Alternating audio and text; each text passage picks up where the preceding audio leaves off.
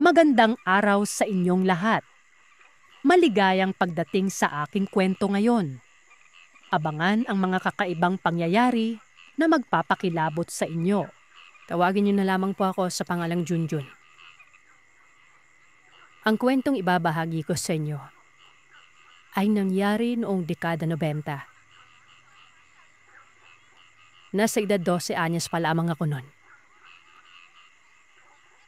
Itong kwentong ito ay tungkol sa aking lolo na itago na lamang natin sa pangalang Arcelo. Napakasimple lamang na tao ni lolo. Kapitbahay lang namin ito. Walang ibang pinagkakaabalahan kung hindi ang paggawa ng subid. Ito yung kahoy na korteng hipon. Bali para ito sa panghuli ng pusit. Binibenta niya ito noon. Kung hindi ako nagkakamali, nasa 15 pesos ata ang bawat isa.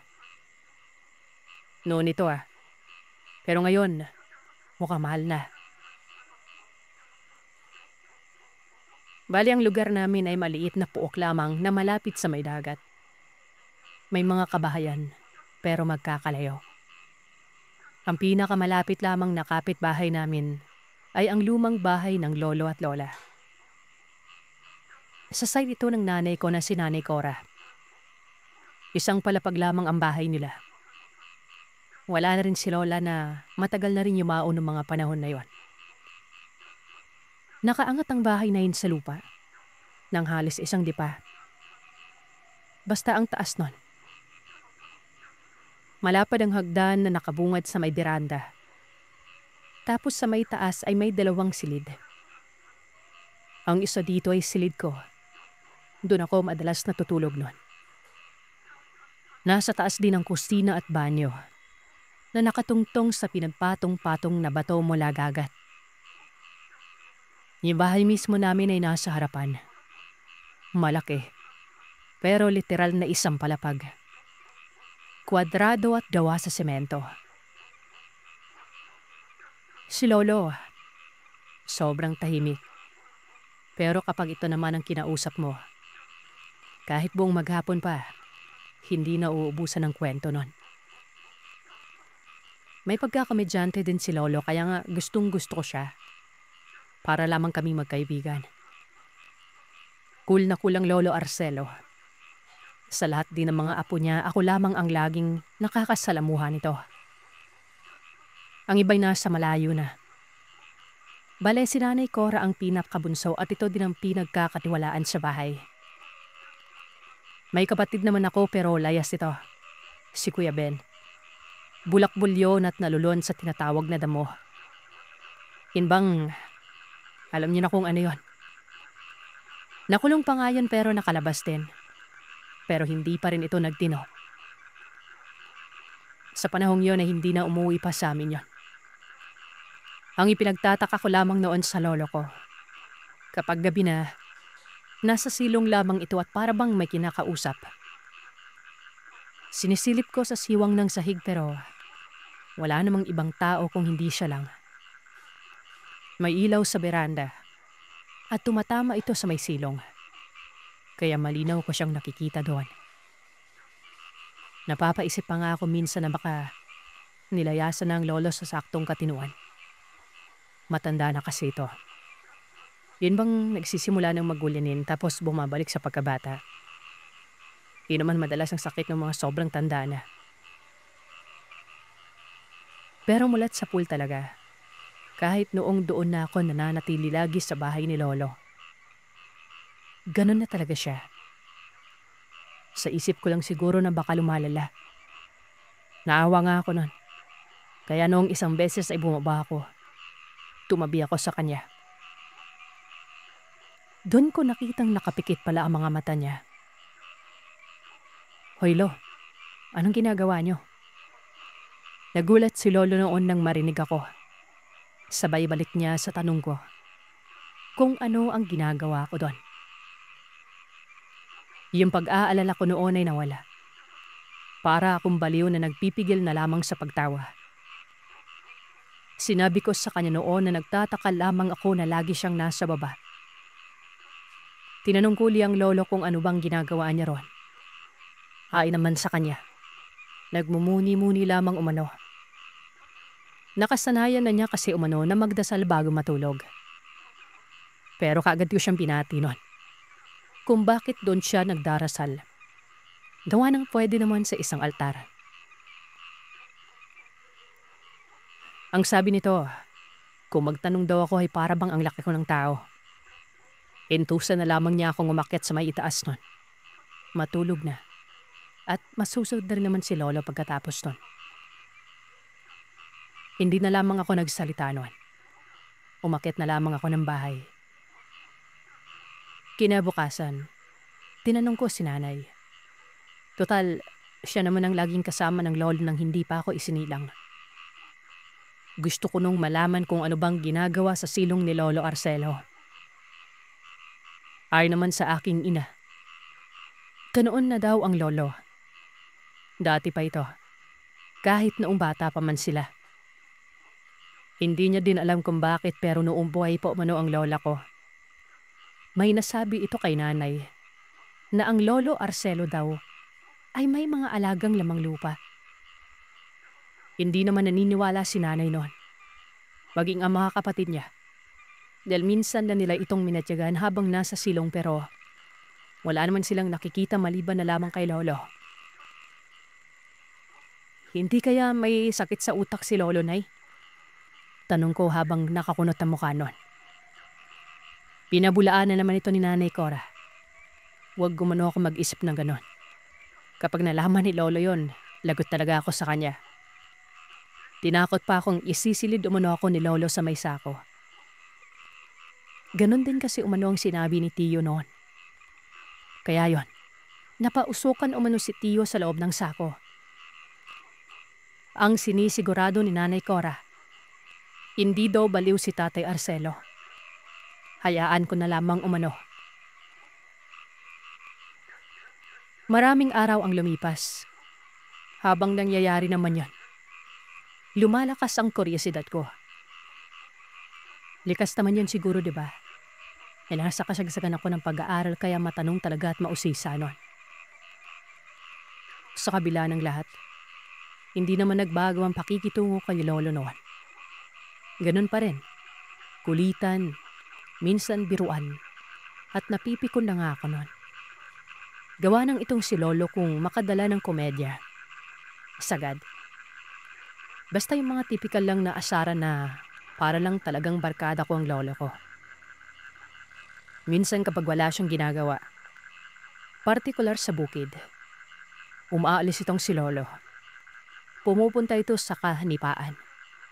Bakawan kumbaga. Doon pumupuslit ang lolo at hapon na ito kung umuwi. Minsan ay nauuna pa nga ako sa kanya sa pagdating galing eskwelahan. May kakaiba talaga sa Lolo Arcelo. Na ikukumpara ko kasi siya sa mga matatanda noon sa amin. Isang gabi ulit, nakita ko na naman ang lolo sa silong. Sa pagkakataong yon, nasa harapan niya ang dalawang tibod. Kung may tatanong kung ano itong tibod, banga ito pero hindi ganoon kalaki. Malaki lamang ng konti sa galon ng tuba pero malaki ang bibig nito. Ang mga tibod na yon, doon ko nakikita lagi sa ilalim ng kusina. Kumbaga nasa gilid lamang yan ng pinagpatong-patong na bato. Tapos ay may mga tambak din doon ng mga kahoy. Nagtataka ako kung bakit nasa harap niya ang dalawang tibod. Nasa magkakabilang kamay niya ang bawat tibod na yon.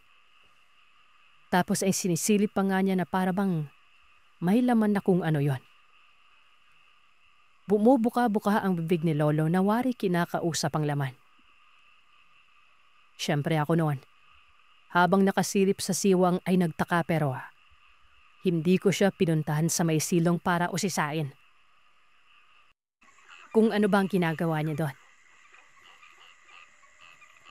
Bali mula kasi sa siwang ng sahig sa silid ko. Nasa bandang sala si lolo. Sa ilalim ito ng sala.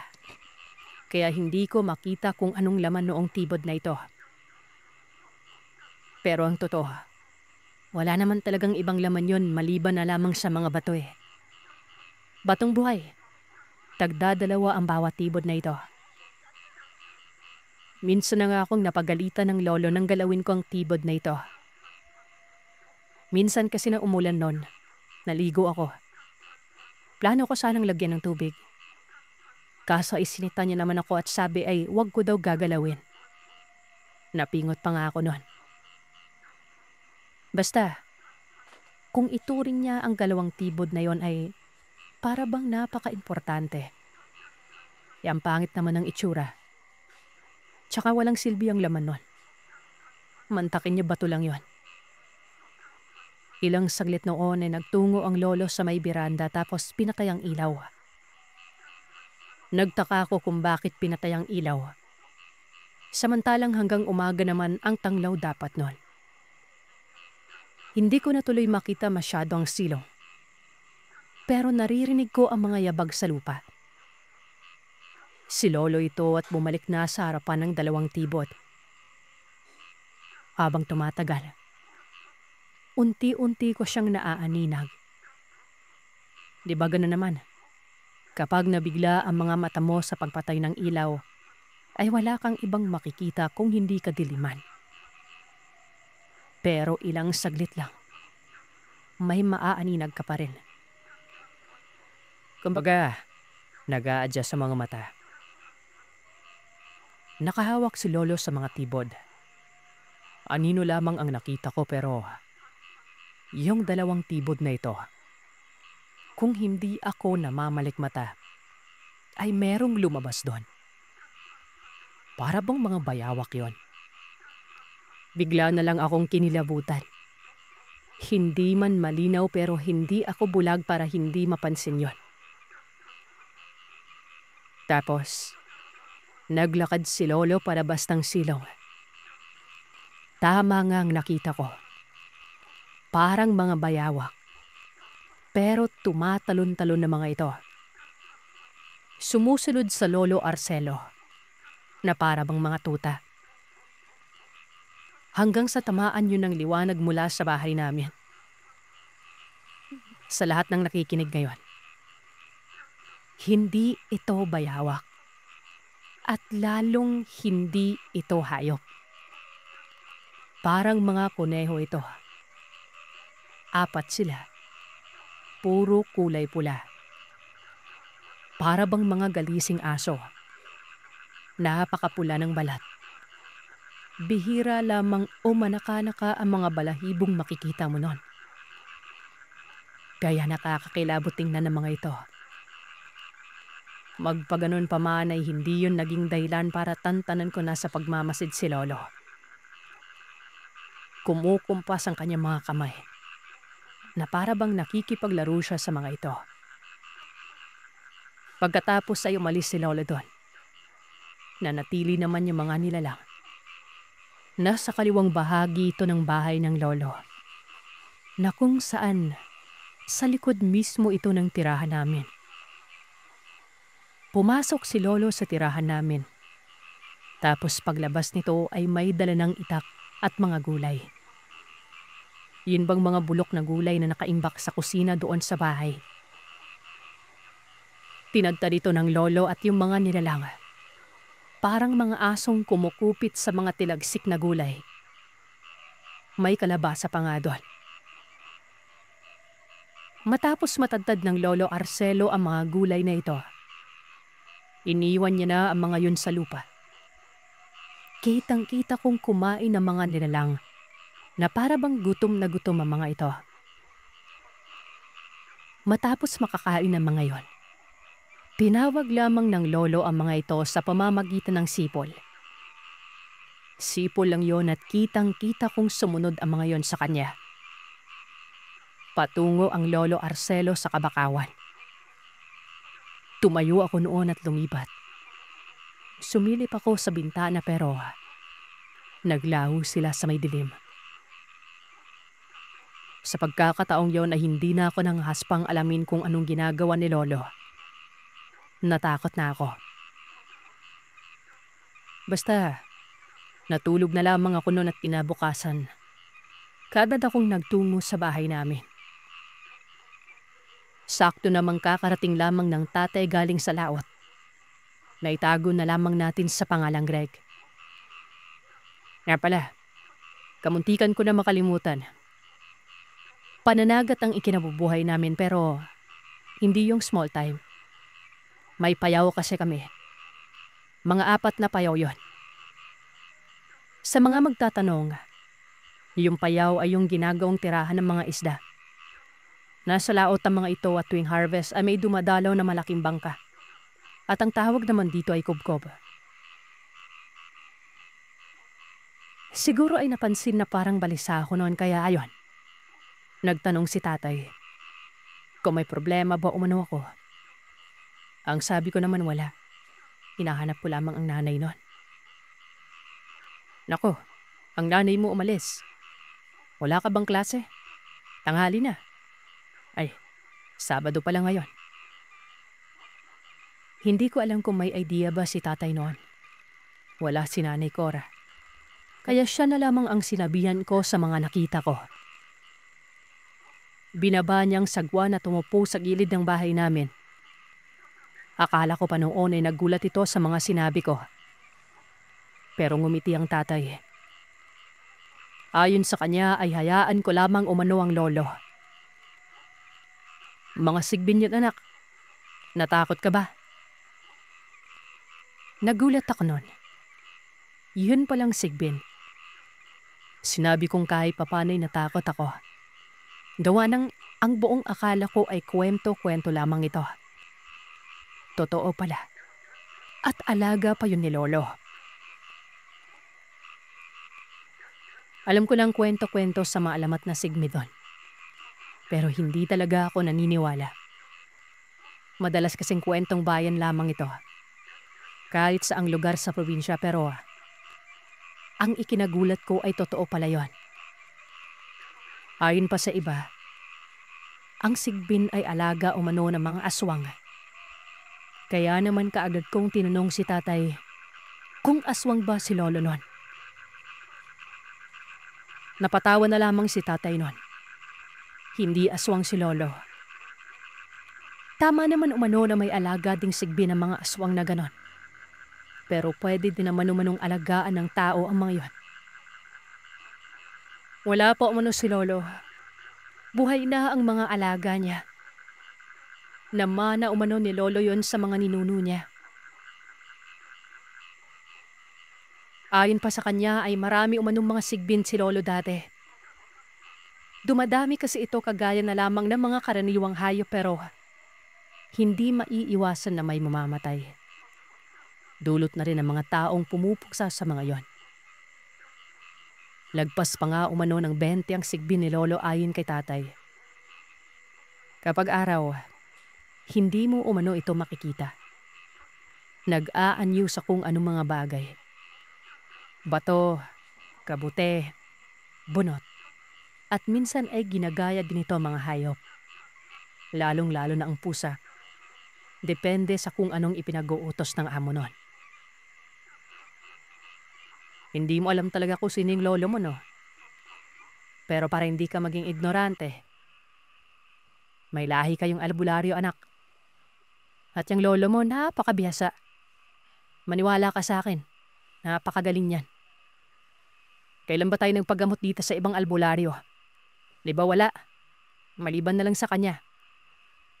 Naalala mo yung milagnat ka? Di ba yung lolo mo yung humilot nun? Hindi nga lang siya nagpakatanyag dahil dyan sa mga alaga niya eh. Sumusunod ka sa kanya kung saan siya nagtutungo kaya nasa bahay lang yan lagi eh. Uwi ka ni tatay nun. Marami siyang isiniwalat sa akin patungkol sa lahat sa kung ano at sino ang lolo. Etong lolo ko ay kilalang kilala ng ibang mga albularyo. Hindi umano siya tanyag sa mga residente pero sa kapwa nito albularyo ay sikat na sikat umano ito. Ayon kay tatay, itong si lolo umano ang nilalapitan ng mga kakilalang albularyo kapag may problemang hindi nalulutas. Bilang patunay umano dyan, Yung nakaraang linggo na may dalang matanda na bumisita sa bahay ni Lolo. Naroroon ako pero wala akong idea kung anong sadya nito. Nagpapatulong daw yun kay Lolo. Saan naman po yun nagpatulong tay? Ang nanay mong nakakaalamanak. Siya naman kasing kasama ng lolo mo kapag may bisita yan eh. Tugon ng tatay. Sabi ko na nga ba si nanay ay may alam sa mga siprepa ni Lolo. Naglilihim lamang ito sa akin. Halapa naman. Dahil nung una ko siyang tanungin patungkol sa Lolo. Yung mga mata niya, hindi makapingin sa akin ng diretsyo. Halatang nagsisinungaling at may kinukublinan. Nariting si tatay ko. Akalain mo ba namang madulas ang bila? Ladlaran kahada pero tingin ko ay hanggang sa amin na. Maselan pa rin kasi ang ganito. Sa kabila ng lahat, totoo ang sinasabi ng tatay. Naroon din si Nanay Cora noong may bisitang dalawang matanda. Ang isa doon ay kilala ko, si Mang Lano. Mantugamot nga yun at ang bahay dito ay malapit sa may eskwelahan namin. May nilay alam ko na ang gayudan. Maliban pa yan ay naging madawak na rin ang pag-unawa ko kay Dono. Sa pingin ko noon ay magbabago na. Gawanan may mga natuklasan kasi ako Ako noon, diretso ako. Kumbaga nakikibadal o nakikiuso. Yung pipong mas gusto ko pang kausap ang mas may edad sa akin kesa sa mga kaibaran lang. Marahil ay dahil na rin to sa impluwensya ni Dono. Lahat kasi ng mga sinasabi at kinikulim pa niya sa akin ay may aral talaga. Kaya masasabi ko malayo ang naging saklaw ng pananaw ko noon kumpara sa mga karaniwang bata lang. Sumisimpi ako ng tanong kay Dodo. Bam, kung tawagin sa Bisaya, pasumbingay. Iyong pahapyaw na panong pero marilaman at mapapaisip para dam sinong tao. Isang hapon, habang naroroon na naman ang lolo sa silong. Kakauwi ko ng ata noon galing eskwelahan. Gumagawa na naman siya ng subid. Tumabi ako sa kanya tapos, Lo, gulay nang bang kinakain ng mga alaga mo? Sa kakarampot na tanong na yun, nakita ko ang paglaki ng mga mata ng lolo. Matadal niya akong pinitigan. Suwimangot ang mukha nito at, Paano ka mo? Alaga? Paparap? Teka, nakita mo ba mga yon? Ang alin po? Yung mga sigbin? Oo naman. Bakit? May kakaiba po ba sa kanila? Napapairing ang lolo. Sinadya ko talagang sabihin yon nang wala nang paligoy-ligoy pa. Yan ang pasumbingay na may laman. Nagsimula lamang sa maikling tanong pero nakakawindang. Ang tabal-lab salita ni Lolo. Ang sama ng tipid niya sa akin noon. Matagal mo na bang alam to? Tanong niya. O ang laging sagot ko noon. Ayan, wala na siyang kawala pa. Inamin niya, mayon lamang ang pagkain ng mga sigdin. Pero naroroon pa rin ang tipig yung nagtataka. Magpaganon pa man. Laging bukas na ito sa akin. Talong niya pa ay kung nasabi ko ba sa mga kaklase ko ang mga nakita ko pero siyempre sabi ko rin be. Wala naman talaga akong pinagsabihan nun Totoo man sinabi ni tatay. Naging mahabang usapan namin noon ni Lolo. Andun sa bigla na lamang tinawag ni Lolo Arcelo ang Nanay Cora. Napakaraping pa lamang din nun. Napatanong naman ng nanay. Matilang salit pa noon ay lumapit ito sa amin. Ang sabi ng lolo, paano ko daw nalaman ang lahat ng meron siya? Tumipig sa akin ang nanay na kagaya ng lolo ay nagtataka din nun. Si tatay po. Si tatay yung nagsabi. Noong isang araw lang. Biro lang pulo. Ang totoo gusto ko lang talaga ang patunay Inamin mo kaya napagdamto ko na totoo pa talaga. Maliban pa dyan, nakita ko po talaga yung mga sigbin nyo eh. Abay, lambat mo ako doon ah. Huwag mong ipagsasabi sa iba ha. Cora, pakisabihan mo nga yung asawa mo. Dati ko pa kayo pinaalalahanan eh. Hayaan mo tay. Apo mo lang naman yung nakakaalam eh. Talagang kulit ng batang yan. Huwag ka mag-iingay patungkol dito ah. Mabubulabog ang lugar natin. Yun na ang simula kung bakit pinaalam na lahat ng lolo ang mga ginagawa niyang napaka-misteryoso. Yung pagdarasal pala sa ilalim. Hindi pala yun pagdarasal. Kinakausap niya ang mga sigbin noon. Hindi ko lang umano nakikita. Hanggang sa isinama niya na ako sa pagpapakain ng mga alaga niya. Kung gaano kapangit ang itsura ng mga sigbin, mas naging malinaw pa ito sa akin. Yung mga mukha ay para bang pinaghalong daga at kambing. Yung mga mata ay natatabunan ng tenga. Tapos ay may maliliit itong mga ngipin na pantay pero matutulis. Kung titingnan ay parang mangangagat pero napakaamo naman. Katunayan, nahahawakan ko ang mga ito. Yung huni nila ay parang pusa nun. Pero tunog sitsit. Matitinis at nakakakilabot. Ayon pa kay Lolo, kaya walang asong gumagala sa lugar o nabubuhay malapit sa amin dahil yon sa mga sigbin. Pinapatay kasi ng mga sigbin ng mga aso na ito. Maiingay kasi ang mga yon kapag naroroon sila. Dagdag pa ni Lolo Arcelo, tama nga na nanghihingi ng tulong ang mga albularyong bumibisita. Ito yung mga albularyong mga kinakalabang mangkukulam. Minsan ay mga aswang pa. Gusto nilang ipatunton ng mga ito sa mga sigbin ni Lolo. May mga mangkukulam kasing magaling sa pagkukubli. Kahit itawas ay hindi nakukuha at nalalaman ng lugar kung saan nakatira. Pero sa sigbin ni Lolo, wala umano silang kawalanon. Isang sipo lang ni Lolo, matutuntun na umano ang salarin. Pinupuntahan umano ng mga ito ang sigbin. Kasama umano si Lolo nun. Si Lolo na umano mismo ang pumupuksa sa mga salarin. Mapaaswang man o hindi. Basta kapag may napapadaong na albularyo sa lugar, siya na umano ang lumulutas ng problema. Sobrang namangha ako noon kay Lolo. Unang pagkaintindi ko kasi ay mga sigbin niya lang ang tutugis pero kasama pala siya. Dala na rin ang umaapaw na kurisidad. Sinabi ko kay Lolo na sa oras na may magpatulong, sasama ako noon. Nagulat pa nga ako nang pumayag agad si Lolo nang wala man lamang agam-agam. Ikaw ang bahala. Pero pinaaalalahanan kita, Apo ha. Minsan may hindi magandang nangyayari. Hindi sa lahat ng pagkakataon ay nagtatagumpay ako. Tapang ang baon ko dito pero tingin ko, meron ka din naman ata noon. Uwi ka ni Lolo.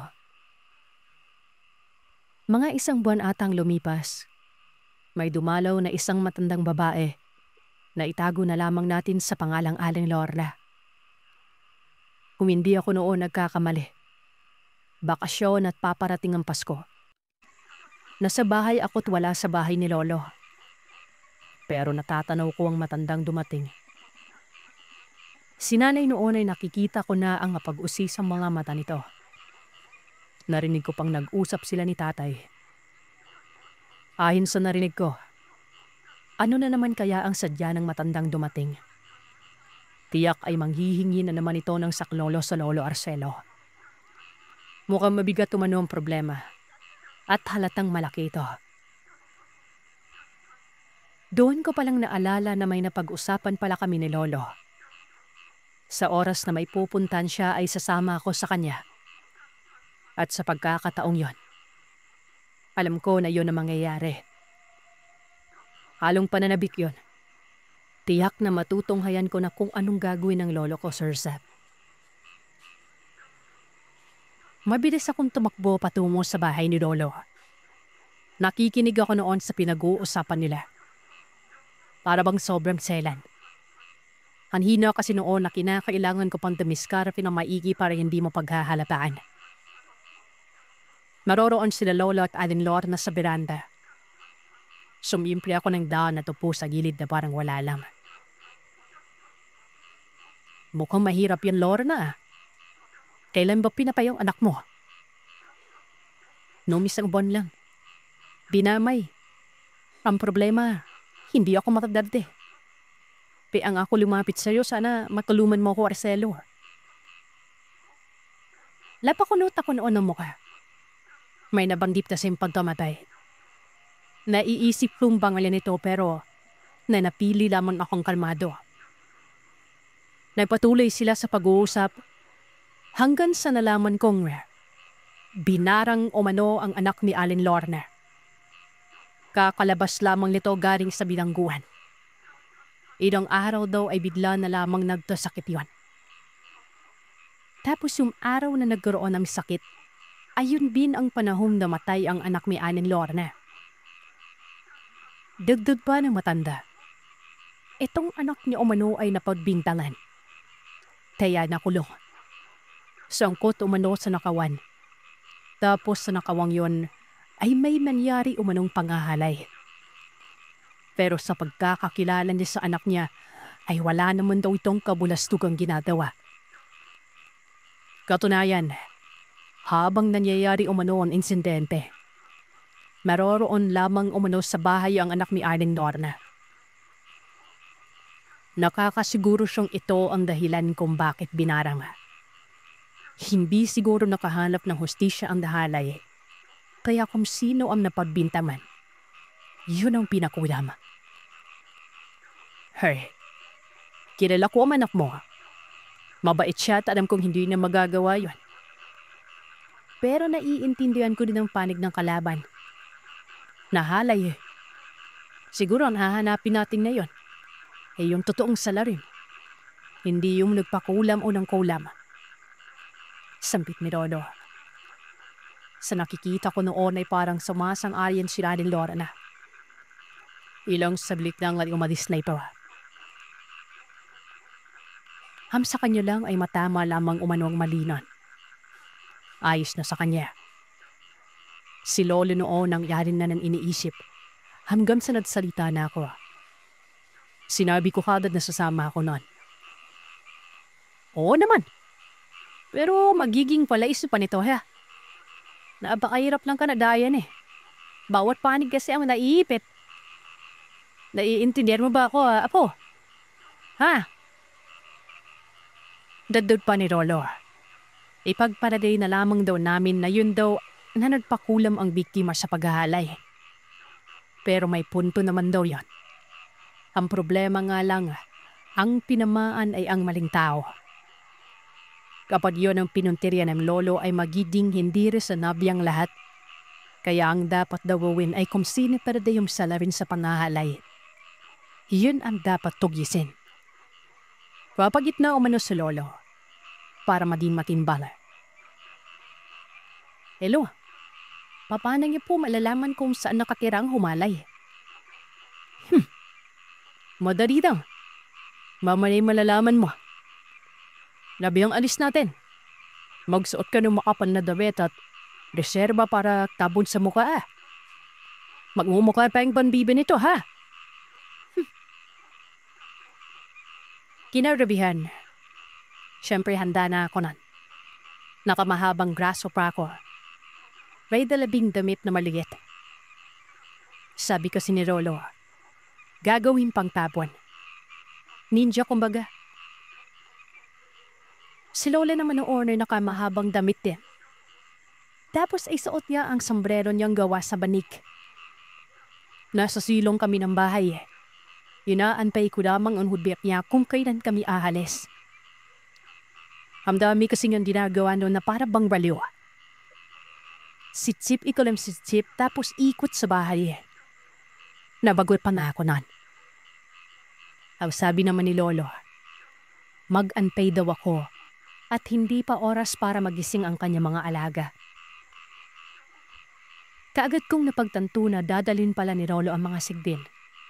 Kamuntikan ko patuloy makalimutan na ito pala ang magtutuntun sa lugar. Ilang saglit lang ay nakita ko ang tibod na may lumabas doon. Pero sobrang bilis. Parang mga daga itong malalaki na sumirit na lamang ng takbo patungo sa may bakawan. Lahat ng sigbin ni Lolo yon. Napatanong pa ako kung bakit nauna, akala ko magsasabay-sabay kami. Kulit mo! Ang dami mong tanong. Manood ka na lang. Tara na dali! Dito tayo dadaan sa kabakawan. Mungkahi ni Lolo. Kagad akong sumunod sa kanya. Napakabilis niyang maglakad. Sa edad niyang yon ay hindi mo aakalaing maliksi. Yun pa din ang unang beses kong makita ang lolo na sobrang bilis maglakad. Paano ba naman kasi? Parang may sakit ito sa baga. Tapos panay ubo pa. Pero sa mga sandaling yon, parang nasa edad 20 lamang kung kumilos si Lolo.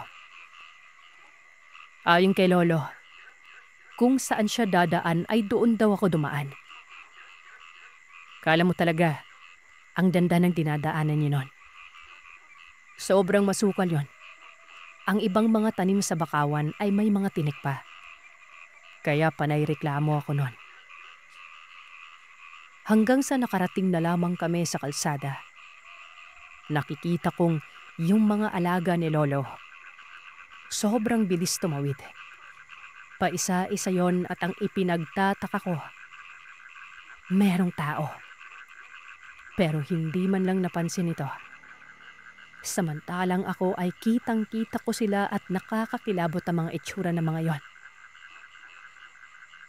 Balyang kalsada, magkabilaan ng bakaw dito. Kaya matapos tumawid, bakawan pa rin. Pero hindi na katulad noong nasa amin banda na maputik. Tuyong-tuyo na kasyang lupa doon. Akala ko nga ay malayo pa. Huminto na lamang ang lolo. Basta wala akong nakitang mga bahay sa lugar. Halo-halong tanim lamang ang nasisilayan ko nun. Bakaw, nipa, mga mangga sa unahan, at lampas taong talahib. Pero sabi ni Lolo, nakarating nga umano kami. Apo, malakas ang pandaman ng mga sigbin. Alam nilang sitwasyon ng isang lugar. Kapag may sinabi ako sa kanila ay para silang mga antena. Malalaman kaagad nila kung ano at sino ang pinupukol kong tao. Siguro, dito nakatirang ng halay. Malalaman natin yan maya-maya lang. Sumunod ka sa akin. Mungkahi niya. Sa murang edad kong yon ay sobrang korsonada ko. Ano mang ipinag-uutos ng lolo, sumusunod ako nun. Tapos ay may tinuturo siya. Sa itaas ng mga puno ito.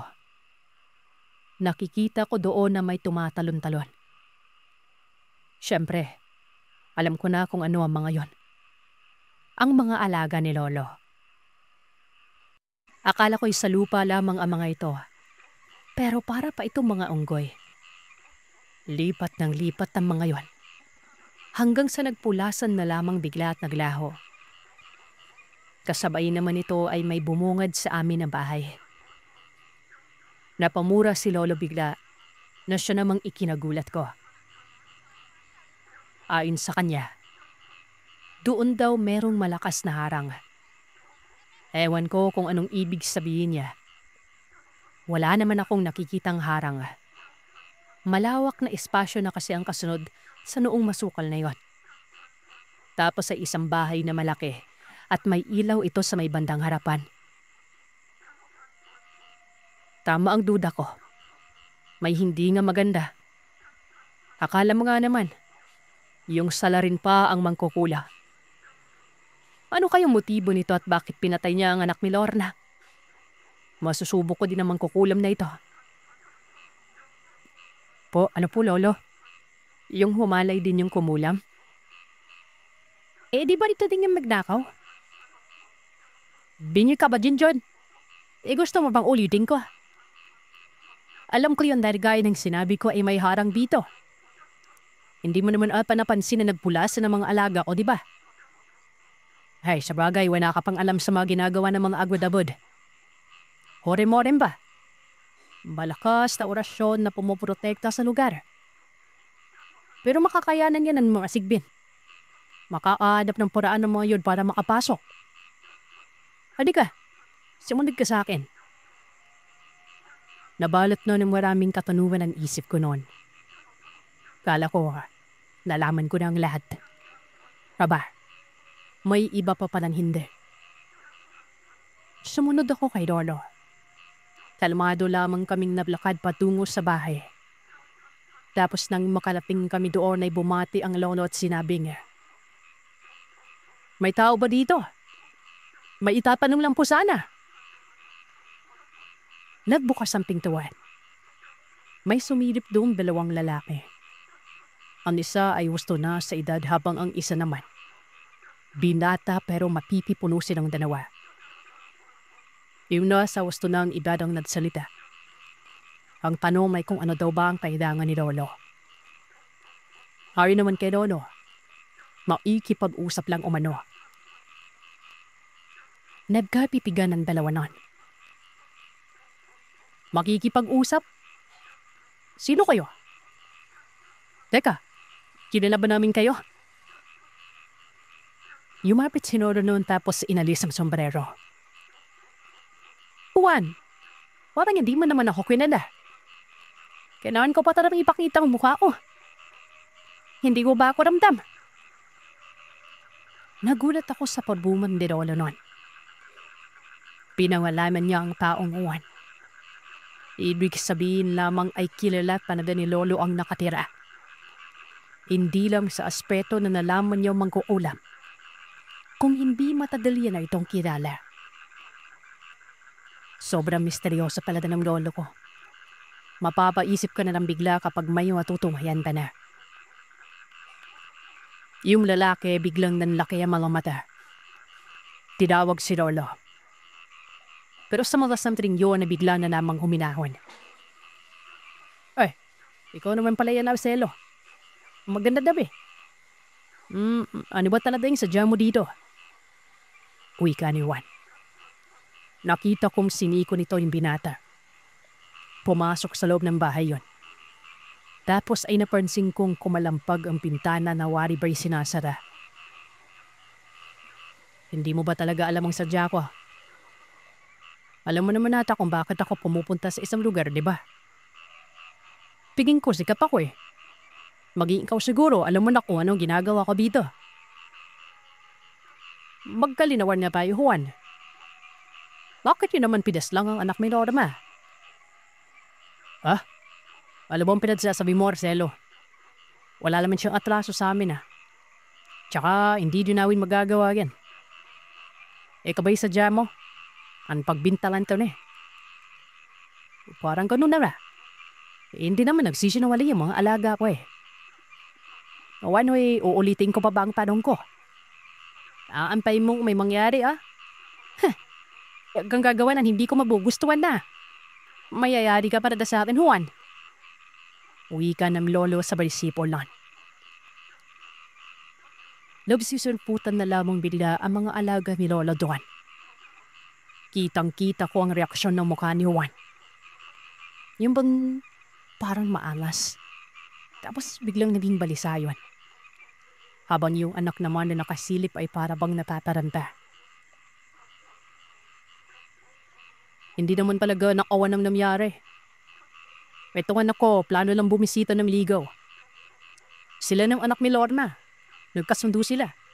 Magkaibigan Pero hindi sumama yung anak ni Lorna dahil nga tong anak ng si Roman, lasing nun. Ayun, ang dabong nakain at pinuwersa yung babae. Mabuti na lang at hindi na pinatay. Pinuwersa. Ginahasa tapos ninakawan. At paano hindi nalaman ng biktimang salarin kung bumisita muna? Hindi kaya plano talagang halayin ng babae at nakawan ng bahay. At ang tasama dapat ang anak ni Lorna. Pinapaikot mang sitwasyon, Juan. Yan mo depensahan yung anak mo. Para umunong pinalabas nilang salari ng anak ni Lorna. Sabi pa ni Lolo ay hindi daw ba kinakain ng konsensya si Juan doon.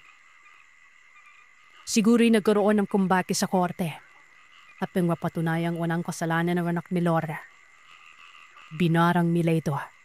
Pagkalabas na pagkalabas doon.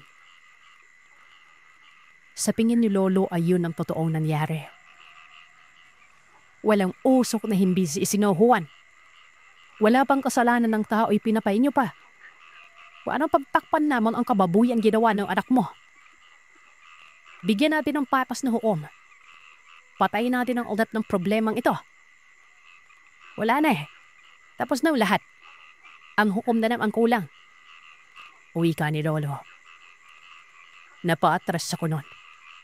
Ramdam na ramdam ko ang tensyon na hahantong talaga sa madugong tagpo. Si Juan, yimuo lamang ito. Habang ang anak naman ay bigla na lamang tumakbo na doon dumaan sa malilikuran. Ang sabi naman ng Lolo, 2 hustisya ang makakamtan. Sa panig ng babae at sa panig na anak ni Lorna. Hindi ko nakitang nakapanglaban yung si Juan. Nabarabang tutang na basa ng ulan. Sumipol ulit ang lolo nun. At matapos noon ay nagpulasan ng mga alaga ng sigbin. Nawala na lamang ang mga ito bigya. Nakikita kong umiiyak si Juan. Napila ba pinapapatay ng lolo sa mga alaga ang anak niya? Tinulak ni Lolo Arcelo si Juan. Natumba ito sa may sala. Tinapakan pang dibdib nito. Tapos ay may binanggip na salita at dinuro sa noo itong si Juan nun. Hindi kita papatayin. Pero magiging miserable na ang buhay mo, Juan. Sabay ampas ng pala dito sa may sahig. Si Juan noon ay para bang nanikas ang katawan. Hindi nakagalaw-gawa naman. Ewan ko ba kung bakit. Basta yung mga mata. Naatirik na parang badyo. Idong saglit lang ay umalis na kami sa lugar. Nang makalayo na kami ay nagtanong naman ako kay Lolo kung anong mangyayari sa anak ni Juan.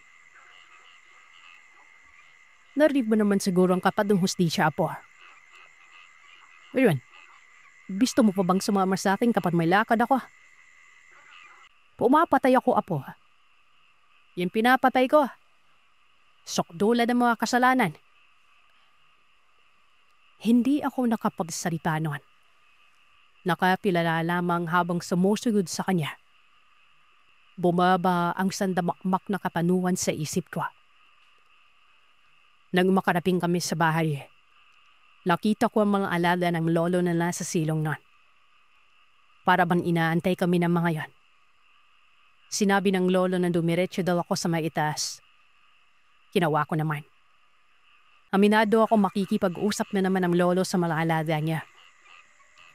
Naririnig ko siyang labsa salita pero hindi ko na pinagtunan ng pansin yon. Hindi malisali sa isip ko ang nangyari kanina. Bakit naging ganun si Juan? Buhay pa naman pero para talagang baliw na. Hindi yan tumayo. Nakaiga lamang noong umalis na kami. Sinisipag to kasi habang papalayo bago pa ako magtanong kay Lolo. Kinabukasan, may dumating na 2 matandang lalaki. Akala ko ay ibang problema na naman pero hindi. Salip, ang pinag-uusapan ng mga ito ay ang pangyayari noong nakaraang gabi. Sobrang nagtaka ko noon kung paano nalaman ng mga bisita ang nangyari. Yung isa pa doon si Marilano. Hanggang sa ilang saglit pa ay dumaping na si Aling Lorna. Galit na galit si Aling Lorna.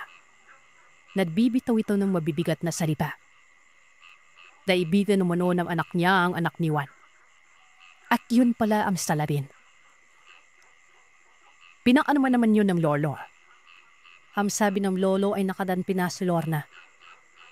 Kung ano mang iniisip nito ay wag na daw ituloy bahin Tapos na ang lahat man. Naroroon ako ng mga sandaling mangyari ito. Bitalyado kong narinig ang lahat. May naiintindihan ako pero meron ding hindi nun. Hanggang sa nalaman kong minamatyagan pala ni Mang Lano si Juan noon pa man. Maging ang kasama ni Mang Lano, minamatyagan din ito. May pagkapilyo umano ito at ang hinalangan nila nun. Ayun ang sala rin sa pagkamatay ng anak ni Lorna. Kaya pala alam ng dalawang albularyong lalaki ang sitwasyon. Maging sila pala ay may hinala pero dahil nga si Lolo lamang ang may kakayanan na matumbok talaga kung sino ang salarin sa tulong ng mga anaga niya. Si Lolo lamang ang inaasahan nila. At ayun na, napuksa na ang mga salarin. Nabaliw si Juan habang ang anak nito patay na. Pero may ginadgad si Mang Lano. Baka umano magtaroon ng bangayan. Lalo pat maraming kamag-anak. Ito si Juan. Itabi niya na lamang po ako sa pangalang Bobby. Tubong Negros. Pero kasalukuyang nasa Iloilo. Noong nag-iedad 13 taong gulang pa lamang ako sa lugar namin sa Sipalay. Nakaranas ako ng kababalagan. Hindi naman ako Sir Seth. Ang hindi ang buong baryo namin nun. Pero sa tingin ko, ang pamilya lamang siguro namin ang nakasaksi ko anong klase bang kababalagan yon. Na naging taliwas sa pinapaniwalaan ng mga taga-baryo namin. Sa napapandaan ko, sa unang mga taon nito ng dekada 80. Hindi ko na lamang sasabihin di pang taon na taraw kasi nga napakatagal na nun. Hamak na tao lamang ako. Sa magbubukid ang tatay Allen ko. Haba ang nalay sa bendaman ay mananahi. May kapatid akong si Enmer. Matanda siya sa akin ng siguro mga 3 taon na ito. Sa libyod kami bandara si Palay nakatira na kung saan ang tahanan namin noon ay karaniwan bahay lamang ito na uso sa panahon yun. Lalo na sa mga katulad daming mahirap namin sa buhay. Ubo, isang palapag. Meron kaming silong. Merong madandang giranda. Itong kababalagan sa amin ay patungkol sa ilog manapit sa amin yuwer. Nung may napadpuang patay, doon na bumalit ang alamat ng tinatawag na Mantalaga. Sa mga Padanedros, alam nila kung ano itong Mantalagang ito. Malaki at dambuhan ng pogita ito na nakatira sa matabang na tubig. May isang parte ng ilog sa amin na pagkalaling talaga, Sir Seth. Aakalain mo may kuweba. Kasi nga, nagadagtom na ang kulay ng tubig. Ang gagtom ay madilim. Malapit tangin sa amin. Nasa mga 1 hektarya lang mahigit ang layo. Bane, nasa mataas na antas na lupa nakatirik ang bahay namin. Tapos ang sakahari nga sa baba at kinakailangan pang tumawid sa ilog na yon. Pero sa kabilang banda kami dumadaan doon. Dawa ng ambumid na nasa amin. Pangpang. Doon sa baba o sa ilog na padpuan ng patay na yon. Nakakarimari magsinapit niya. Para bang sinipsip ang dugo sa katawan. Ang daming uka o tuklap na balat. Maging ang karle ng kanyang katawan. Lasog-lasog nun. May haka-haka ang kumalat. Layong man talaga o manoha. Ilumaki ng lumaki. Tapos ay hindi la isda ang kinakain. Kung hindi yung mga mapapadakong tao ron. Nabuo ang pagdududa ng mga tao na mataladaw na taladayon. Dohanan hindi lang tawang namatay. May mga ilaw hayop na rin. May kalabaw pang pinalutaw roon pero namatay ito. Kung kaya naman wala naman naliligo sa bandang yon. Wala na rin namamana ng isda. Yung namatay kasi, namana yan ng isda. So wala nit nawa. Itagwil na lamang natin yung bangkay na yan sa palalang gardo. Hindi maiwasan na sa murang edad ko roon. Napakalakas ng kuryusidad ko. Wala namang patunay at napakalapit kanto sa amin. Kung kami nga ng pamilya namin, hindi namin mabigyan ng kasagutan ng pagkamatay ng tao. Paano pa kaya yung nasa malayo, diba? Kumbaga itong haka-haka. Pwedeng chismis lang. Pwedeng totoo. At pwedeng hindi. Pasimple akong pumupustit sa lugar. Kahit pinagbabawalan ako ng mga magulang ko. Nagpupunta ako ron. Tumatambay ng ilang oras sa gilid ng maliit na pangpanga. Nakatago ako noon sa makapal na damo. Minamasdan ko ang ilog kung may irregularidad ba. Pero wala naman. May nakikita pa ako mga tilapia. At hindi naman mababakas sa mga ito na may amok sa ilalim ng tubig. Dahil kung meron pa, yung mga isdang yan ay malilikot. Pero nakatambay na ni mga yun na kung saan naman nagpapatuno ng laway sa akin. Napakalaki ng mga isdang yon. Napakadamdaragyan ng bingwit o hindi naman kay lambat. May lambat kasi kami ngon. Sa naaalan ako, may nakasaulangon. Isang gabi ito habang inaantay namin si tatay na umuwi. Hindi pa siya nakakauwi doon galing sa sakan. Pinili ko magpaalam kay nanay, "Kako, pupuntahan ko si tatay at baka hindi nakatawid ito dahil bumaha." Ayon naman kay Nanay Isabel, walang silbi kung pupuntahan ko o man na yon dahil hindi naman ako makakatulong sakaling may bahanga. Kaya na lamang daw si tatay dahil may mapupustitan naman ito. May kamalig kasi kami sa lupain na namin na yon. Sa hindi malamang dahilan, hindi ako mapanatag doon. Kahit sa kabila ng abiso ni nanay, umalis pa rin ako sa gitna ng malakas na ulan. Una kong pinuntahan na yung pangpang. Nagulat ako. Sobrang lakas ng baha. Tinatanaw ko ang kabilang parte kasi nga umaapaw na noon ang tubig. Nagbago ang isip ko. Natakot ako dahil nga talagang ang taas ng tubig noon. Kung medyo mababa lang ito, makakatawid ako. Dahil may punong nakatagilid doon at pwede ko itong akatin tapos lalambitin lang ako sa kabila. May tali pa nga yun. Tali ito na kung saan ito ang ginagamit ng mga tao na maglaro habang naliligo. Pero hindi na ginagamit yan kasi nga may man talaga daw. Pero yung punong yon, humalik na sa tubig ng mga sandaling ito kaya hindi ako makakatawid. Masyadong delikado. Aalis na sana ako nun para umuwi na lamang. Pero nakakita naman ako ng hindi ko mawari kung tao ba o isang hayop. Nasa unahan ko lamang ito, sa gilid mismo ng pangpang at nakapatong sa malaking batong nakauslino. Hindi naging malinaw sa aking gawa ng malakas ang ulan at madilim pa. Kung kaya naman ay marahan kong nilapitan ito. Natatandaan ko pa kung paano ako maingat na kumakapit noon sa mga damo para hindi madulas. Hanggang sa tuluyan na ako makalapit doon sa nakausling bato. Doon ko na nakita ang imahe ng medyo klaro sa akin. Tanong na lang ang panglalaki ng mga mata ko noon.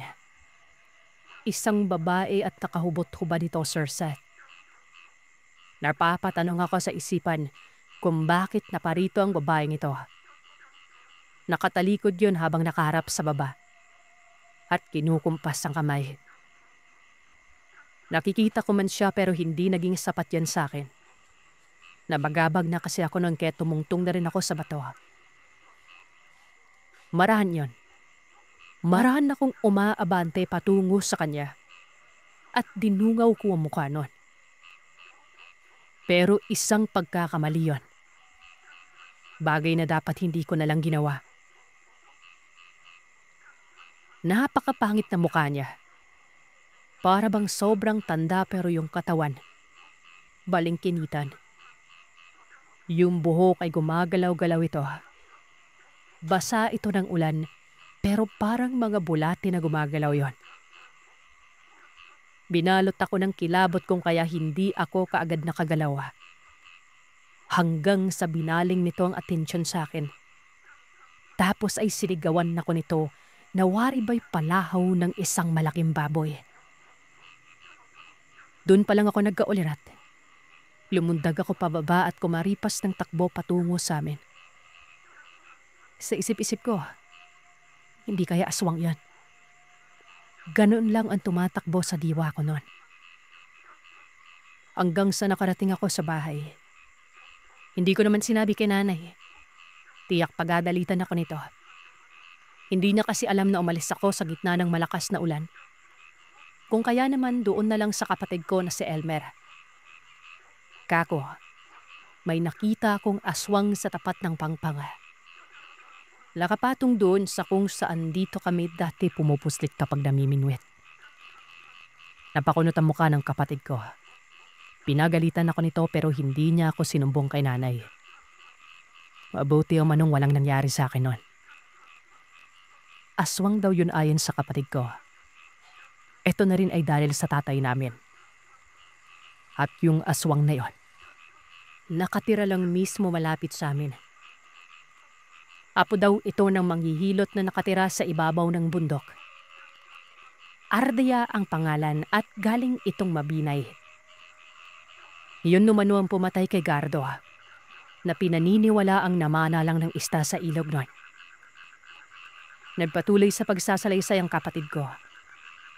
Yung namatay daw sa ilog. Manyakis daw yan. Abusado at kawatan. Mabuti na lamang at pinatay umano ng dalagang aswang. Ang sabi ko naman, hindi dalagang nakita ko kung hindi mukhang matanda na. Hindi mo alam kung anong kayang gawin ng aswang. Maitago lang yung pagkatao nito.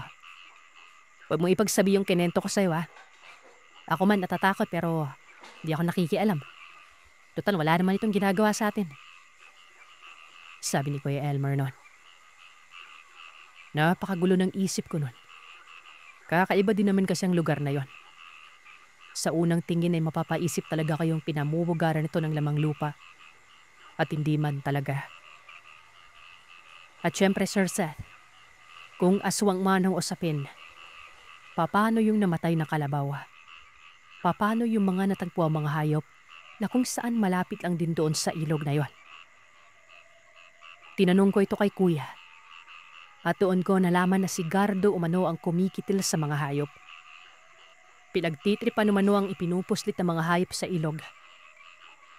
Mabuti na nga lang daw na pinatay ito ng aswang para wala nang abusado pa. Mantakin niyo, Sir Seth. Ang daming alam ng kapatid ko. Samantalang ako, kahit sobra akong mapang-usisa, ay hindi ko alam ang nangyayari sa paligid nun. Mas marites pa pala itong kapatid ko. Tinanong ko siya kung saang lupalop niya nakuha ang impormasyon. Kako kay tatay ba? Tumango ito. Pero naroroon pa rin ang katanungan kung bakit detalyado na para bang saksing buhay ang aking ama. Hanggang sa sinabi niya sa akin na lahat ng ito ay dahil kay Tatay Alan. Bago pa namatay si Gardo ay namataan ni tatay ang dalaga sa ibaba ng pangpang. Malapit ito kay Gardo habang namamana ng isda. Pagsapit ng madaling araw, dito na nakakita ng tao ang tatay sa ibabaw ng puno ng niyog sa sakahan namin. Abat daw ito, o aswang, na kung tawagin ay kubot. Dahil ang mga buhok umano ay parang may sariling buhay. Pero nang mawaglit ng sipat si tatay dito, nawala na lamang yan bigla. Lumitaw sa kiliran nitong dalaga. Doon na nagpakilala ito sa pangalang Ardea. Tapos ay sinabihan si tatay noon na huwag ipagsabi ang ginawa niya. Ang pirwisyo daw sa lugar ay pinatay niya. At ito na nga si Gardo. Dahil sa pananalasa nito ng mga hayupan.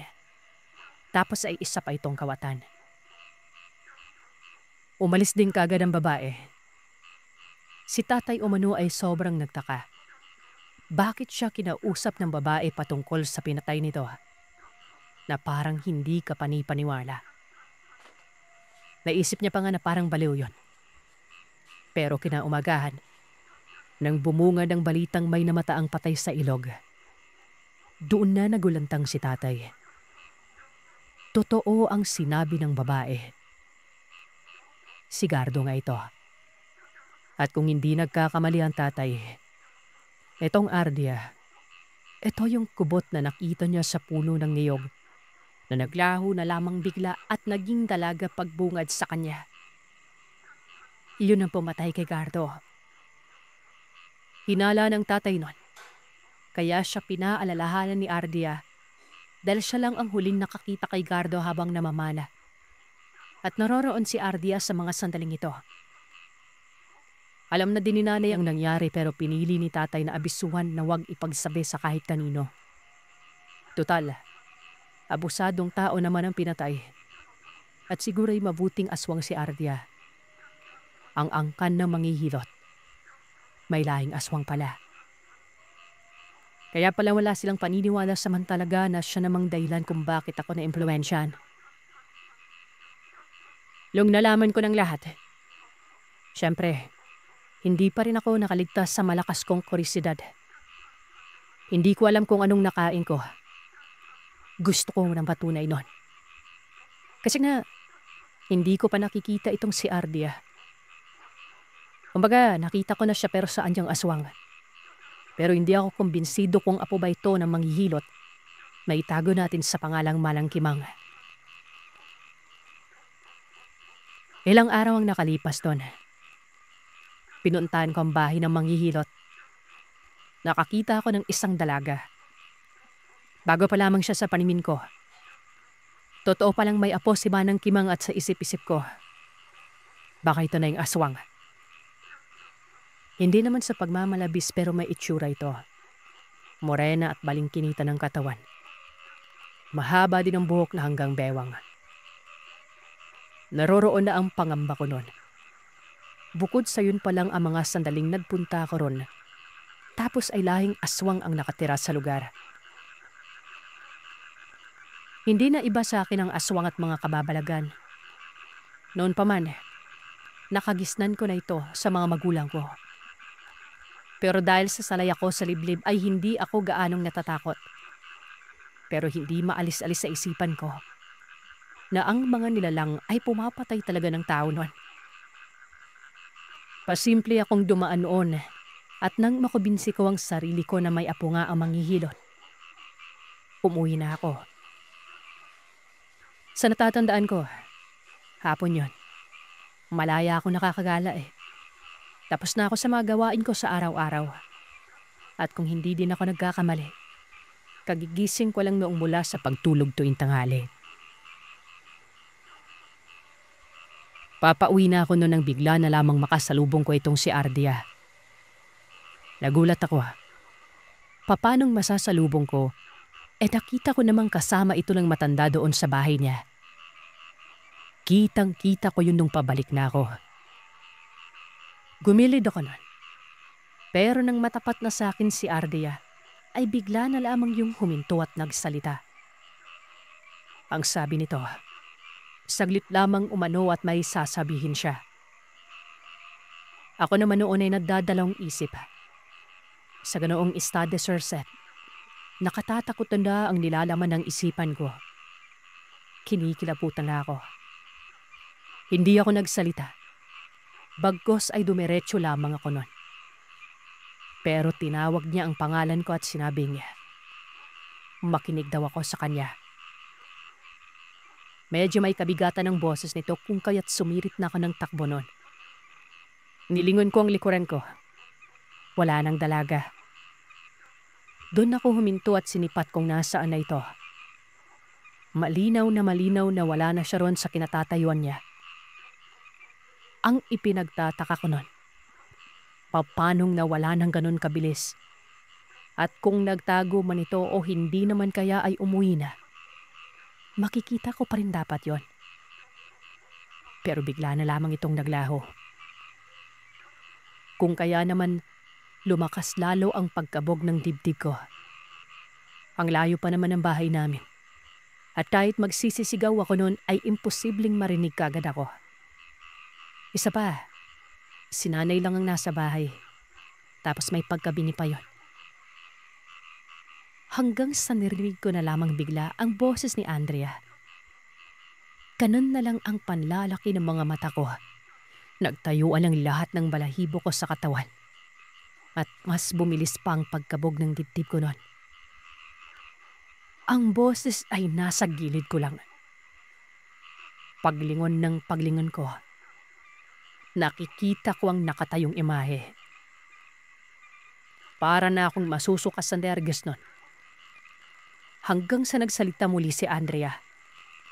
Ang sabi nito, bakit umano ako tumatakbo? May kinatatakutan ba umano ako? Bumuntong hininga ako noon at pinakalma ang sarili. Hinarap ko siya. Nakangiti ito sa akin. Maamo ang kanyang muka. Umiling ako at sinabi kong nagmamadali lamang ako kaya ako tumatakbo. Ay naman kay Ardia sa akin. Huwag ko daw ipagsasasabi ang mga nakita ko kamakailan noong malakas ang ulan. Alam daw niya na nalaman ko na ang katotohanan. Bagay din na gano'n ang nangyari sa aking ama. Matapos malaman ng nakakubli sa pagkatao ni Ardia noon, sinabihan niya din itong huwag ipagsabi sa iba. Mabuti daw siya sa kabila ng pagiging aswang. Aminado man siyang pumatay noon sa lalaking natagpuan sa ilog. Katunayan, ang naging dahilan kung bakit siya napadakos sa lugar umano ay dahil sa kanyang lola. Dinalaw daw siya nito sa Mabinay para papuntahin sa lugar para alamin kung sino itong abusadong namimerwisyo ng mga hayop. Napagkakamalan na kasi si Manang Kimang noon eh. Sa hindi pa namatay si Gardo kasi, duda ang mga tao na si Manang Kimang dahil nga aswang daw ito. Alam niyo bang itong si Manang Kimang lang din ang nagpakalat ng balitang baka man talaga? Siguro, pangdepensa ito sa kaning sarili. Sa bagay, kung titingnan talaga itong si Manang Kimang, parang mambabarang. Tapos ang tindi nito makatitig. Para bang lagi may kaaway. Pero ang totoo, napakabait nito. Nakita daw ni Ardia na pinatay itong kalabaw na ito. Pinalo sa batok. Tapos nang mahimatay ang kalabaw ay pinagsasaksak ito. Umaga nangyari yan. At si Gardo ang salarin. Minatsyaga ni Ardia si Gardo. Humanap siya ng tiyempo. Ilang araw din yon. Kaya nalaman niya lahat ng kabulastugan nito maliban sa pananalasa ng hayop. Kawatan, abusado, at manyakis pa. Ultimong si Ardia ay hinipuan ni Gardo. Ang ginawa ng dalaga ay inakit niya ito. Sinabi niya rito na mamana sila sa ilog. Ito namang si Gardo. Kumagat kagad. Sa sobrang pilyo ay pinili pa nito ang mamana ng palubog ng araw. Para bang may plano talagang gawin kay Ardia. Pero ang hindi niya alam, si Ardia palang may plano sa kanya. Saktong pagkakataon na yon. Pero nagkakataon na roon pa rin umano ang tatay ko. Nakita si Ardia na nakatambay sa ilog habang namamana si Gardo. Pero yun ang inaantay din ni Ardia. Kaya tinuloy niya na lamang talagang hakbang. Sa kanya na lang resolbay ng problema pagkatapos ng lahat nun. Naniwala ako kay Ardia dahil tugma ito sa mga sinabi sa akin ng kapatid ko. Naisip ko na mabuting tao ito, kahit na aswang pa. Kung kaya naman matapos sabihin ng dalaga yon, nabura yung pagkatakot ko. Marami kaming napag-usapan. May malakas na sense of humor itong dalaga. Marunong makipagbiruan. Basta casual lamang na para ding tao. Hindi ko alam na yung mga sandaling yon. Mitsa yon sa pagiging magkaibigan namin.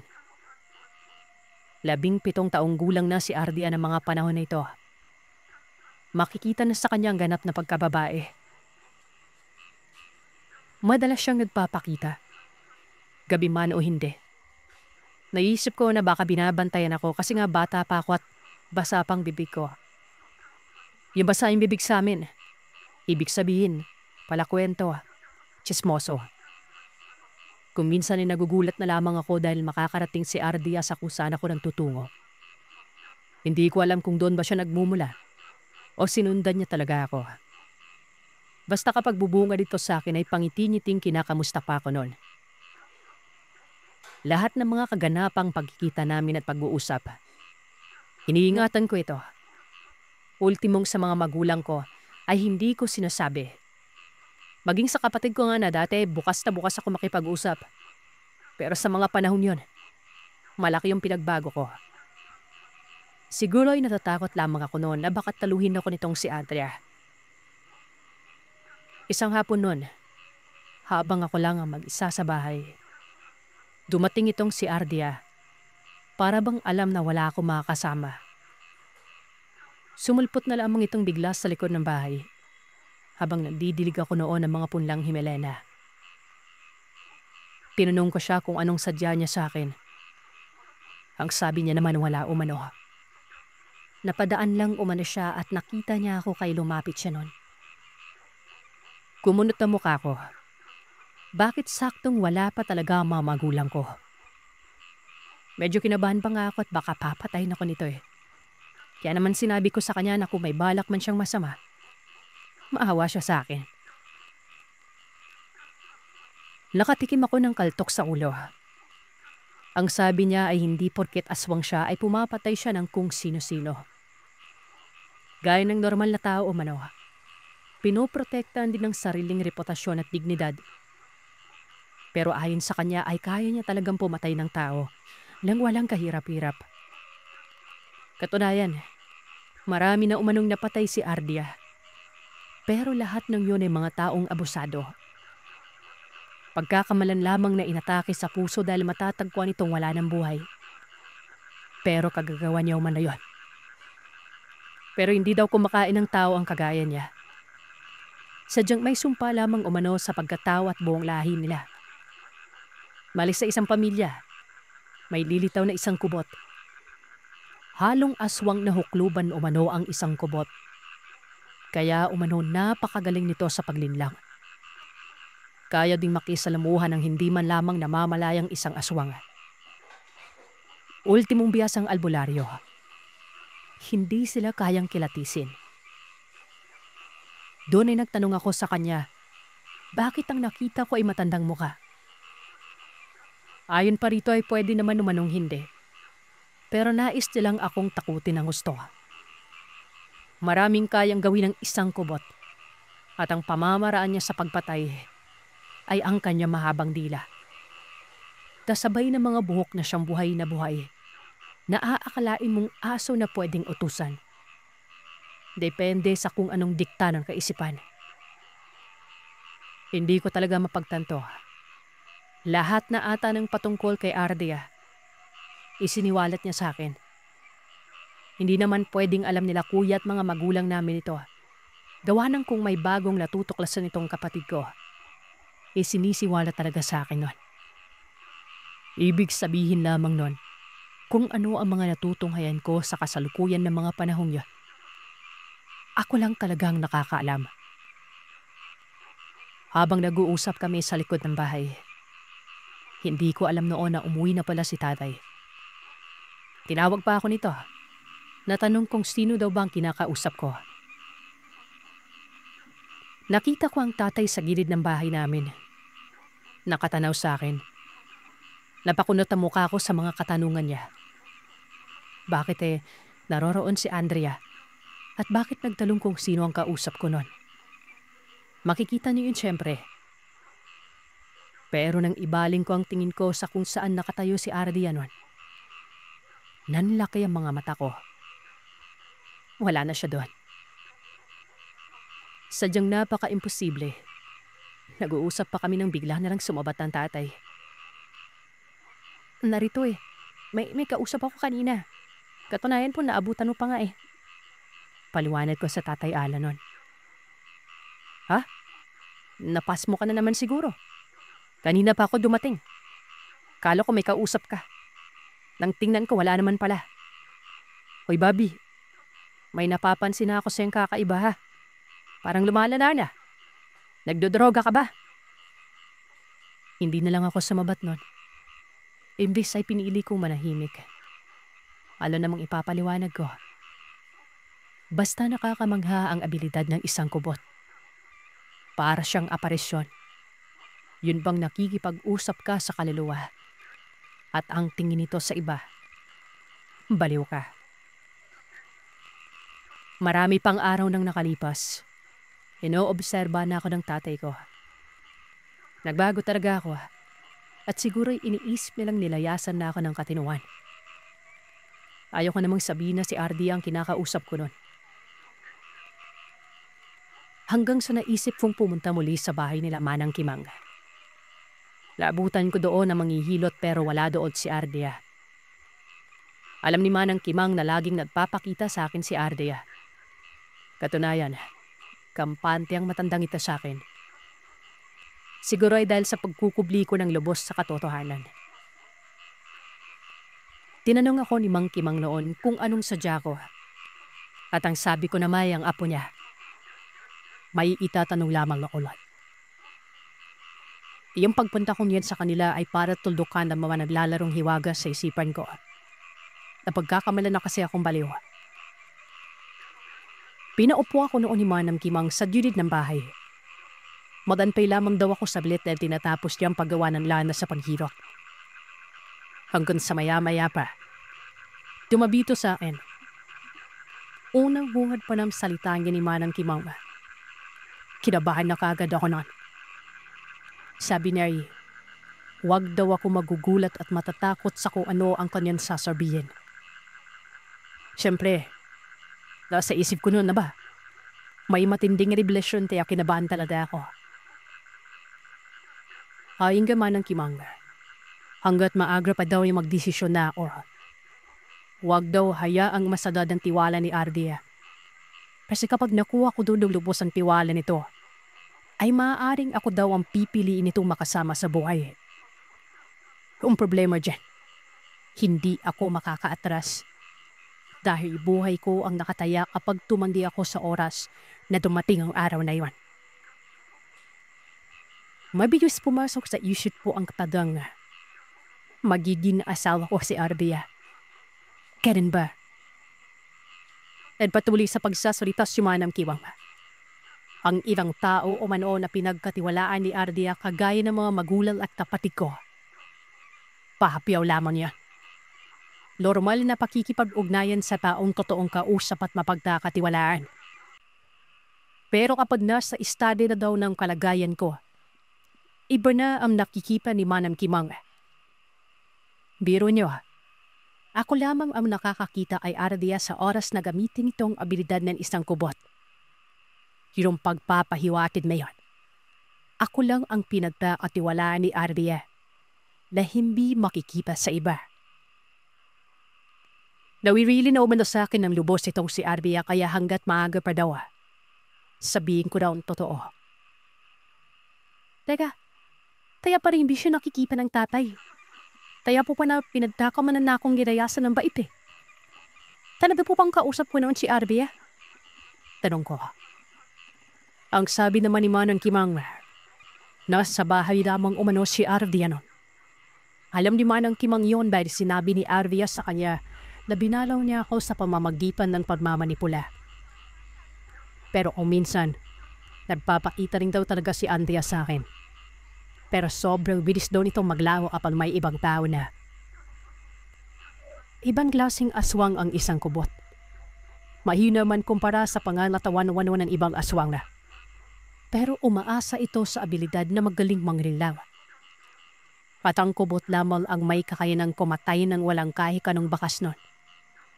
Maliban na lang, kapag sinadya talagang balahurain ang katawan. Binalikan ka din ni Manang Kimang ang mungkayang hanggat maaga pa ay magpasya ko. Sabihan lamang daw na wag nun magpakita dahil hindi gusto. Tumamo lamang ako nun. Pero naguguluhan talaga ako na para bang puputok na yung mga ubat ko noon sa utak. Dahil talagang hindi ko halos maabot-abot ang lalim ng mga nangyari. Una, syempre, ang totoong pagkatao at anong klaseng ugali meron ng isang kubot. Siya namang delikado pala kapag nagkaroon ng ugnayan. Hindi pala ito pangkaraniwan at may motibo ng isang kubot dito. Nagtalong ako kay Manang Kimang kung nasaan si Ardea. Hay naman sa kanya. Umuwi daw saglit sa babilay kasi nga namatay ang kaibigan ni pambabae. Dagdag pa ni Manang Kimang, dapat umasta na ang kubot na parang tao. Tao talaga ito at hindi makikilapis sa isang aswang. Maging yung pinakabiyasang espiritista at albularyo ay hindi malalaman. Totoo mga sinasabi ni Manang Kimang. Doon ito din ay nabanggit sa akin ni Ardea. Hindi na ako nagkagal nun. Pero baon ko pa uwi ang pagkabagabag. Hindi ko alam ang gagawin. Natatakot akong sabihin yung mungkay ni Manang Kimang sa akin para kay Ardea. Gawa ng baka patayin pa ako nito. Siguro, mga 2 linggo ata yun. Labdakipan muli sa akin si Ardea.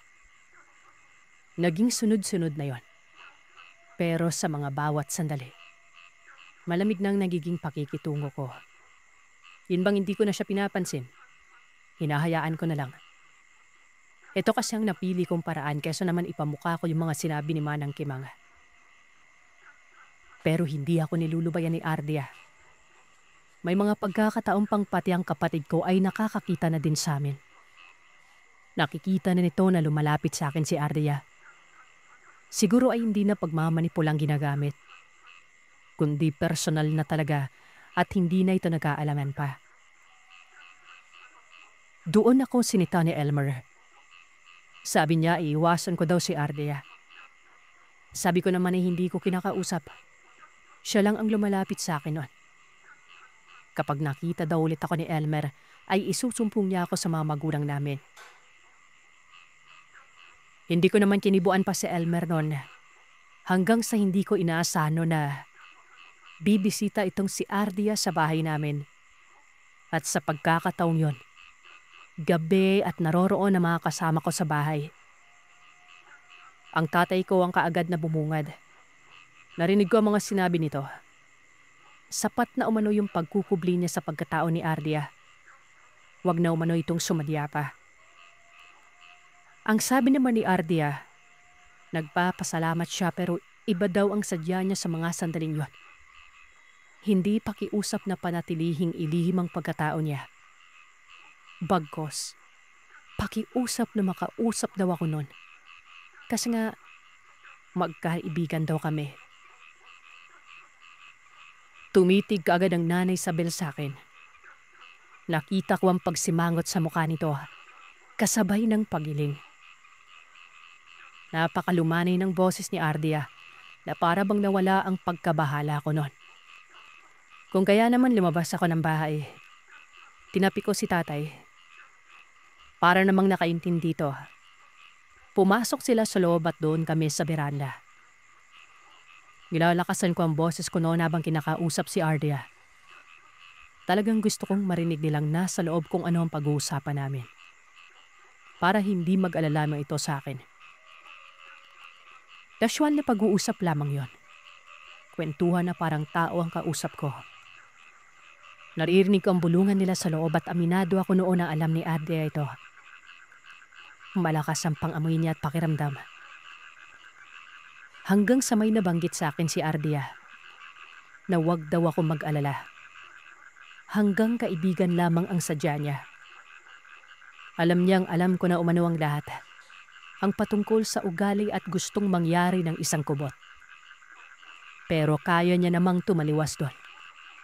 Pwede niyang baguhin yon na imbis ang pagpili niya sa akin ay ang pagiging kapareha balang araw. At malapit na kaibigan na lang ito. Medyo gumanang loob ko nun. Nawala ang pangamba. Pero ang totoo, kung babae lang ang pag-uusapan, walang panama yung ibang babaeng nakikita ko sa lugar namin kumpara dito kay Ardea. Iba yung aura nito. Kaakit-akit dahil nga sa taglay nitong kagandahan. Kung saglit mo lang tititigan, baabaliwalain mo. Pero kapag natitigan mo ng matagal ay mapapaisip kang ang ganda ng babae nito. Umuwi na si Ardia sa Mabinay. Huling dalaw niya na umano sa akin yon.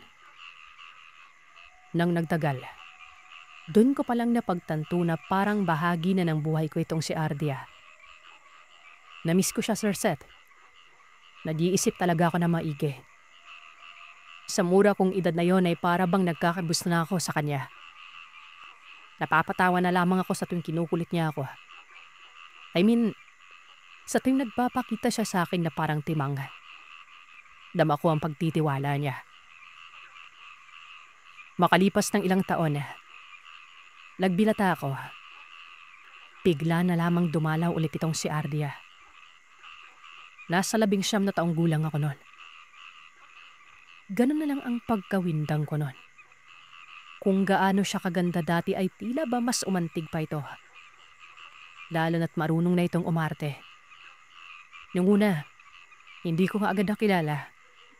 Kung hindi lamang ito napadaan sa amin, tapos tinawag ang pangalan ko ay hindi ko talaga makikilala na ito ay si Ardia. Yung mga magulang ko naman nagulat. Pero hindi natatakot. Para bang naging masaya pa bala ito. Hindi ko alam kung bakit siya dumalaw. Hanggang sa padaan-daanan naman kasi ito sa lugar namin. Hanggang sa pumasok sa isip ko na napunta ng bahay ni Manang Kimang. Doon ay nakita ko matanda na nakaratay sa higaan. Pila ba biyang na ang araw nito. Napaisip kagad ako na baka ito ang dahilan kung bakit pumisita si Ardia. Baka dahil sa malapit niyang mamatay ang matanda. Ito ang inala ko. Si Manang Kimang ay kinuha ng kanyang at dinala ito sa lugar ng Mabinay noong namatay na. Doon ito nilibing. At dahil sa parang nahumalinaw ako kay Ardia, sa maniwala mang ayaw sa hindi, Sir Seth, sumama ako. Walang alam ang mga magulang ko dito. Ang alam lamang nila sa pag-alis ko ay ang mag-a-apply ako ng trabaho sa syudad ng Dumaguete. Sa libyod na lugar na Mabinay ang tirahan nila Ardia. At doon ko nalaman na hindi pala ito karaniwang tawa. May kaya sa buhay itong si Ardia. Malawak ang lupain na may tanim na mamatubo. Malaki ang bahay nila na gawa talaga sa mga pulidong kasangkapan. Parang hasyenda. At ikaw si Ardia at kanilang pamilya. Napakarespetadong mga tao. Isipin niyo, sinong mag-aagana na gano'n ng estado ng buhay nila? Isang tabi natin ang pagiging aswang ni Ardia. Tingnan natin yung permit sa pagiging power niya. Napakahamak lamang nito na makita ko noon. Parang kagaya lamang namin na mahirap ang katayuan sa buhay. Pero ang nakakubli pala sa likod ng lahat ng yan. Ibang-iba. Tawagin na lamang po ako sa Paladan Banyan. Kwento ito ng pinsan ni Kaper na si Pio Ruben. Noong mga panahon na ito ay kakapakasar pa lamang gina ni Tia Pimay. Merong ginagawang bahay ang Pio Ruben ko noon. Siya lamang po ang gumagawa dahil sa maalam ito pero isinisingit-sinip niya na lamang gawa ng may trabaho na rin siya noon. Kaya naman pansamantala ay doon sila nanirahan sa nanay ni Pio Rugel. Kaya naman hindi maiwasan at tagay ng ibang mga may asawa na. Hindi magkasundo si Pia Pimay at ang ina ni Pio Rugel noon. Doon na, okay pa. Napatuloy kung magagawa ng may pagganan pa naman ikaw si Pia Pinay. Pero umabot sa puntong isang araw ay pagka-uwi ni Pio Ruden. Nabuting ngang nagbabanglayan ng dalawa. Sinugot-sugot na ni Pia Pinay ang binan niya dahil napuno na ito. Hanggang sa humantong na nga sa pagsasalita na rin ni Tio Rugan na padamunin. Nakikipiralamaw. Walang utang na loob. Mga ganon.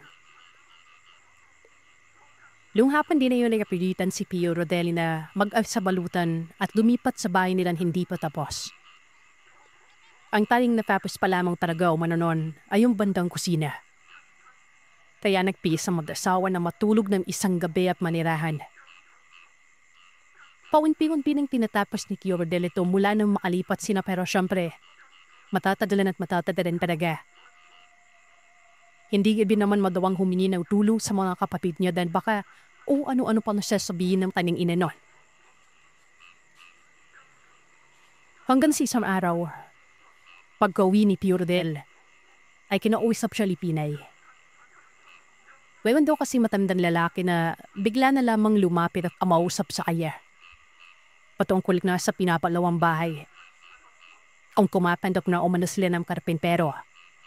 Dahil sa naghahanap din siya ng trabaho noon at pagkakakitaan. Parang din pa lamang naisip ni Tio na, oo mano, bakit na ba hindi? Ito pala ay may tatabi naman sila. Hanggang sa nakilalawan ni Tio itong matandang palalanan na lamang nating nonoy. Malakas pa umano. Tayong-kayang magbuhat ng kawayan na buo pa. Sobrang sipag, sobrang bilis din. 3 beses sa isang linggo kung naroloan si Nonay kina Pio.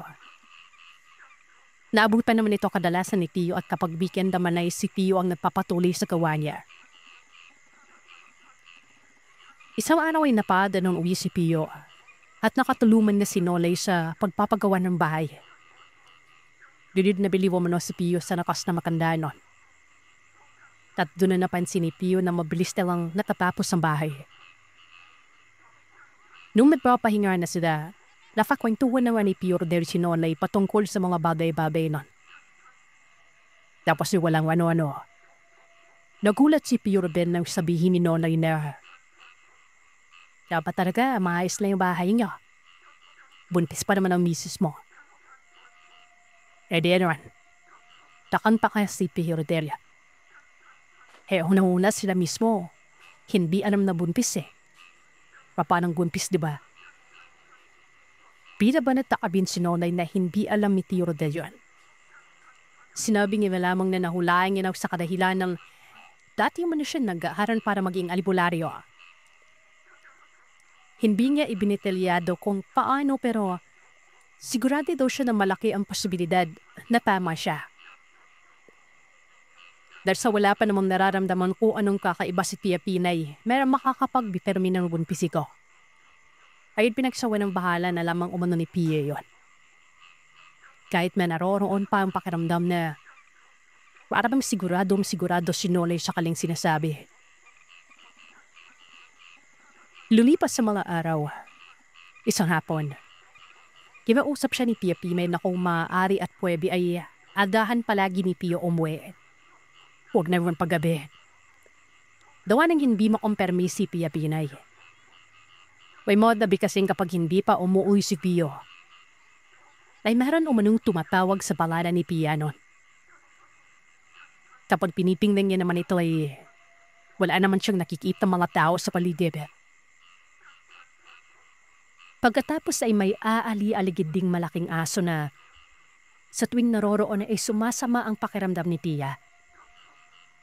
Yung tipo umanong sama ng pakiramdam na umiinit yung tiyan niya o hindi kaya kumukulo. Malakas umano ang kutob ni Tia na hindi ito normal na tao o hayop lang. Dahil sa tuwing nagsisiga lamang si Tia ng goma at nagbubuhos ng asin, saka ito nawawala. Paulit-ulit lamang na nangyayari ito. Kaso si Tio kasi may maminsan-minsan na ginagabi talaga sa trabaho nun. Sinabihan niya si Tia Tinay noon na baka pwedeng wag munang pauwiin si Nonoy. Hintayin muna siya makarating bago umuwi. Ang sabi naman ni Tia ay nakakaya gawa ng baka naman mamaya ay may inuuwing pamilya din ng tao, di ba? Hanggang sa isang araw, napag-alaman ni Tio na kailangan niya mag-overtime at gagabihin talaga siya.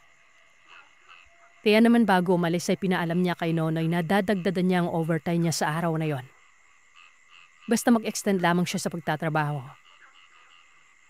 Ilang beses pang tinanong ni Nonoy kung ano ang oras ng uwi ni Tio Rodel noon. At nang makasiguradong gagabihin na si Tio, ay pumayag ito mag-overtime. Yun nga lang Sir Seth, bago pa man matapos ang overtime ni Tio Rodel, ay bigla na lamang siyang sinundo ng kapatid ni Tia Tinay. Sinugod dumano sa ospital si Tia. Agad namang umuwi ng maaga at dumiretsyong ospital si Tio noon. At doon niya napag-alamang buntis ang misis niya. May mga pasa at kalmot ito sa katawan. At ang nangyari, ganito. Dahil sa alam ni Tia Tinay na mag-overtime nga noon si Nonoy, ay pinapasok niya ito sa loob ng bahay para maghapunan. Nung nakapasok daw ito, hindi ito mapakali. May pagkakataon na naabutan ito ni Tia Tinay na nakatitig sa kanya. Tapos namumugto ang mga mata nito. Nagpaalam umano saglit si Tia Tinay noon na pupunta ng kusina para asikasuhin ng hapunan. Nung nasa kusina na umano si Tia noon, nagulat siya nang bigla na lamang namatay ang ilawan o gasera sa may kainan at mesa kung saan nakaupo na si Nonoy. Nung ibaling niya umano ang tingin niya doon, andun pa rin si Nonoy at hindi gumagalaw. Pero napapansin niya na hinihinal ito. Kinuha ni Tia Tinay ang isa sa mga kahoy sa may lutuan para isuksok yung isang dahon ng niyog para masindihan ng gasera. Pero laking gulat niya umano nang bigla na lamang tumayo si Nonoy. Wala na itong pantaas. Pero punong-puno ito ng kinang na langis sa katawan. Ang akala pa nga ni Tia ay gagahasain siya pero nang makita niya umanong namumula ang mga mata at bilog na bilog itong mata ni Nonoy na parang isdang bilasa. At lumabas ang gilagid, laway at mga pangil nito. Ay ganun na lamang ang pagkasindak niya. Napaatras siya at naitapon kay Nonoy ang laman ng hinangong ulam nun. Mabilisan niyang hinatak ang isang kahoy sa may lutuan na umaapoy pa. Dito ay nahawakan o naabot ni Nonoy ang braso niya. Dahilan para magkapasa at makalmot ito ng lalaki. Mabuti na lamang at malakas ang baga ng apoy nun. Dali-dali daw umatras si Tia para hagilapin ang isa pang gasera sa tabi lamang ng pintuan habang tinututok ang apoy kay Nonoy. Nang mahawakan na niya ang gasera ay binuksan niya ito at isinaboy kay Nonoy ang laman nitong gaas. Dito naman si Tia Tinay nagkaroon ng lakas ng loob na sumugod habang hinahampas ng apoy ang lalaki na iwas na iwas dahil paniguradong masusunog ito. Sa dami ba naman ang gas na pinaligo sa kanya ni Tinay? Nung halos hindi na makapalagang lalaki ay tumakbo na palabas si Tia at humingi ng tulong. Dito naman siya tinulungan ng mga kalapit bahay nila at agaran siyang sinugod sa ospital dahil sa sugat niya. Nagkaroon ng parang manhunt operation sila Tio noon kasama na si tatay. Hinanap nila kung saan-saan ang matandang nagngangalang Nonoy pero wala. Hindi nila ito makita kahit sang lupalop. Dito na humingi ng tulong si Tio sa mga kapatid naman at kamag-anak ni Tia Tinay na habang nagtatrabaho siya at hindi pa niya natatapos ang bahay nila mag-asawa, ay doon muna ito mamalagi sa mga kaanak niya. Hanggang maisilang ang kanilang panganay na anak. Ako po pala si Jenny. Totoo kong pangalan. Ilongga ako. Taga Sarangani parte ng Malungon. Kwento ito ng tito ko nung siya ay binata pa. Ang pangalan niya, Bogart. Ipinanganak noong taong 1975. Pero ang karanasan niya na ito nangyari noong taong 2003. Nasa late 20s po siya nung mangyari ang karanasan na hindi niya makakalimutan dahil sa kanyang kapilyuhan. Bunso siya sa 7 magkakapatid.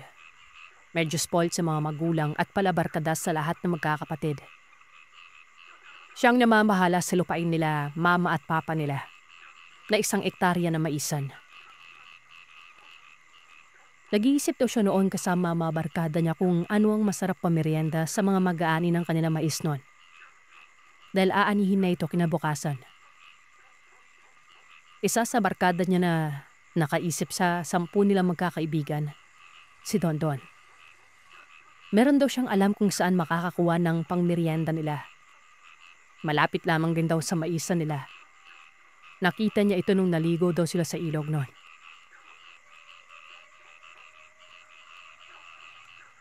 Ang sabi nito, ang nakita niya umano ay mga bulig ng saging na sabayon o tangkay o sanga ng saging na pwedeng ilaga o kaya ay prito dahil pahinog na. Mga puno ng saging yun na walang nagmamay-ari, Sir Seth. Nung una, merong ganon. Sa ngayon ay wala na dahil yung tunay na nagmamay-ari ay lumuwas na ng ibang lugar sa parte ng Pilipinas. Ewan ko kung nasaan na sila ngayon. Yun din daw ang naisip ng tito ko kaso ayaw niya sa kadahilan ng alam niya kung sino ang pansamantalang nagbabantay doon. Mga 10 hanggang 15 umano na punuan ng saging ang estimate ni tito noon.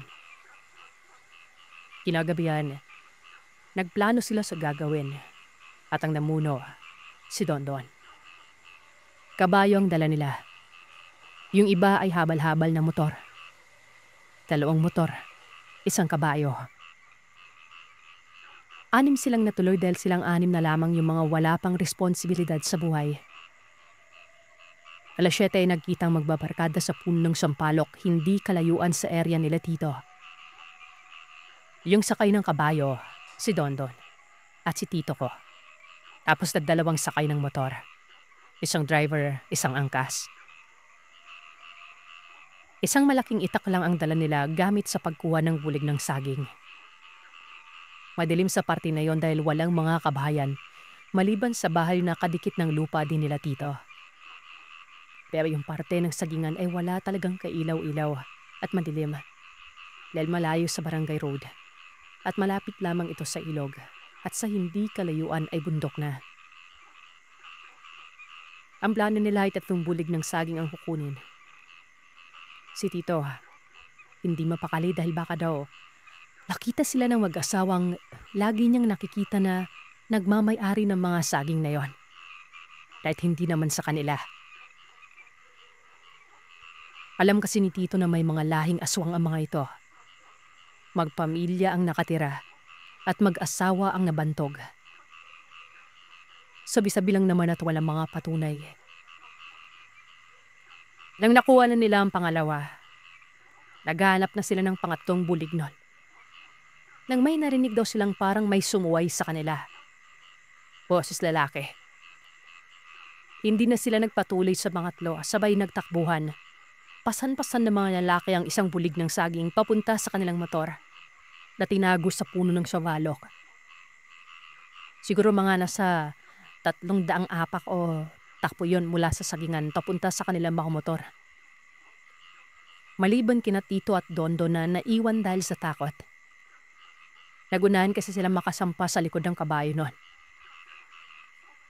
Si Dondo nang nauna. Huli si Tito. Dala ang 1 pang bulig ng saging. Habang pinapatakbo daw ni Dondo ng kabayo, ay bitbit ni Tito ang saging sa kanang braso niya. Makaya lang naman umano ang bigat dahil nakaangkas siya sa kabayo. Kaya nabawasan ang bigat ng saging. Nang nakalabas na sila ng area, sabay silang lahat umalis. Nauna syempre ang mga motor dahil sa walang mga flashlight, gamit lamang ang ilaw ng motor noon. Sa hindi kalayuan, sa likod nila, dahil malayo pa talaga sila sa ibang bahay. Napansin nila Tito na may humahabol sa kanila. Hindi sa lupa, kundi sa may itaas. Dahil wala na sila sa mapunong lugar dahilan ng kadiliman ay naaninag nila Tito sa lupa ang anino ng malaking nilalang na hindi nila alam kung ano yon. Mabilis sumalayon. Naririnig din nila ang pagaspas. Hindi nila alam kung naririnig din ng mga kasama nila dahil sa nakamotor ang mga yon. Kaya medyo nilakasan nila Dondo ng pagpapatakbo ng kabayo. Pero nang gawin na sana nila, ay bigla na lamang daw bumigat ang dala-dala nitong saging ni Tito. Na para bang pati siya mauhulog na sa bigat ng kanyang pagkakahawak. Sinubukan niyang hatakin ito ng dalawang kamay. Kahit nahihirapan na sa kanyang posisyon. Bigla din nilang naramdaman ang pagbagal ng takbo ng kabayo. At para bang takot na takot itong umiiwas sa daan. Biglang napapahiyaw o napapasigaw ang kabayo na ito. Sipa ng paa sa likod na para bang may humihila o may nakahawak o anuman ang dahilan para hindi sila makaabante nun. Sinubukang lingunin ni Tito ang likod nila at laking gulat niya nang makitang may nakalutang sa likuran nila. 2 nilalang.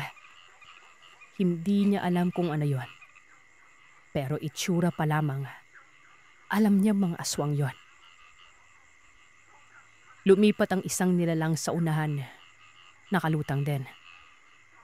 Hindi nila makita masyado dahil sa palag ng palag ang kabayo. Doon nila nalaman na babae yun gawa ng buhok nito ay kulot na mahaba na nasa mukha lahat ng buhok niya. Nakadipa yun.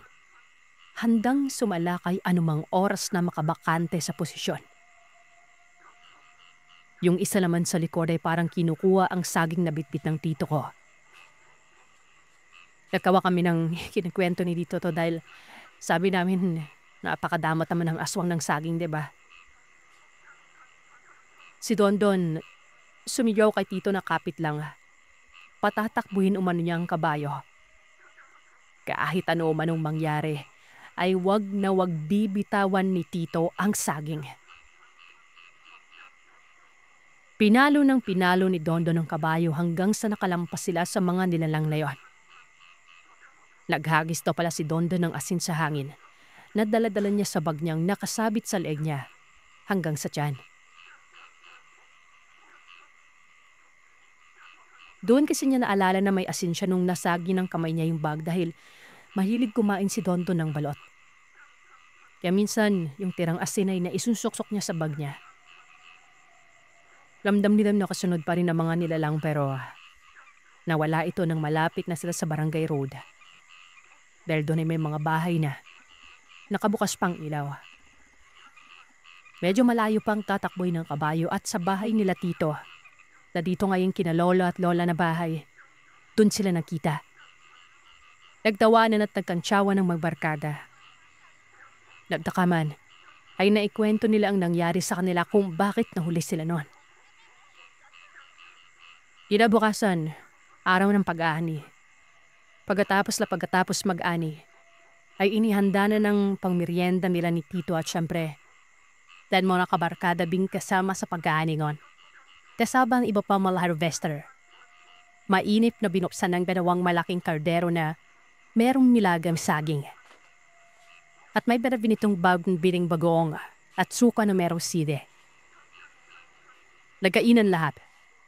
Masayang libtawanan, maliban sa mag-asawang kinuha lamang ang sweldo sa pag-aani at tumalis na. Kasama din pala sir sa pag-aani ang mag-asawang yon.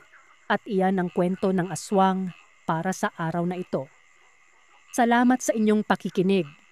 Huwag kalimutang mag-iwan ng komento at sabihin sa akin kung ano ang inyong naisip. Hanggang sa susunod na kwento, matulog kayong mahimbing kung kaya ninyo.